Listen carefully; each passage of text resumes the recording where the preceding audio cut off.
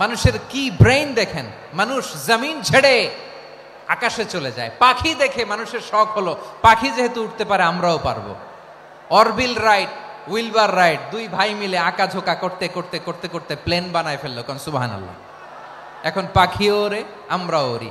এরপরেই মানুষের কৌতূহল থামে না এখানে, মানুষ চলে গিয়েছে চাঁদে। কোথায় গেছে? এখন কিন্তু চাঁদে জমি বিক্রি হয় জানেন।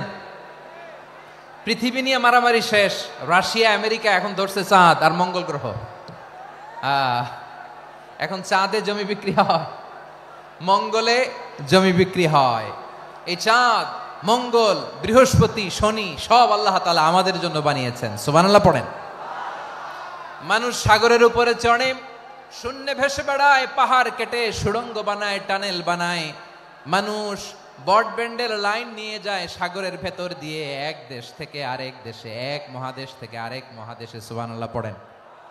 তার মানে গোটা বিশ্বের সব কিছুর উপরে control, superiority over all creatures, সব কিছুর উপর কন্ট্রোল, মনিটরিং, নিয়ন্ত্রণ, এটা প্রতিষ্ঠা করে দিয়েছে কে? এজন্যই মানুষের শ্রেষ্ঠত্ব। ওয়ালাকাদ কাররামনা বানি আদম, আমি বনি আদমের সম্মান বাড়িয়েছি, মর্যাদা আমি বাড়িয়ে দিয়েছি এই কারণে, কারণ মানুষ সবকিছুর উপর নিয়ন্ত্রণ নিতে পারে। মানুষকে নিয়ে এই কোরআনের সব আলোচনা, মানুষকে নিয়ে এই কোরআনের সব। তাই কোরআনের কেন্দ্রীয় আলোচ্য বিষয় হচ্ছে মানুষ। কোরআনের কেন্দ্রীয় আলোচ্য বিষয় কি? যশোরের ভাইয়েরা বুঝে থাকলে সবাই বলবেন, কোরআনের কেন্দ্রীয় আলোচ্য বিষয় কি? এই যে আমি মূল আলোচনায় যাচ্ছি এখন।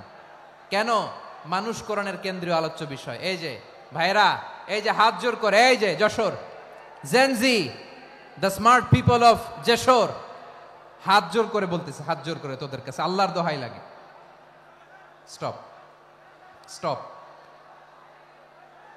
শুরুতে একবার বলেছে জায়গা না হলে আস্তে আস্তে ধাক্কা দিবা, সামনে না পিছনে, দিয়ে দিয়ে বেরোয় চলে যাও।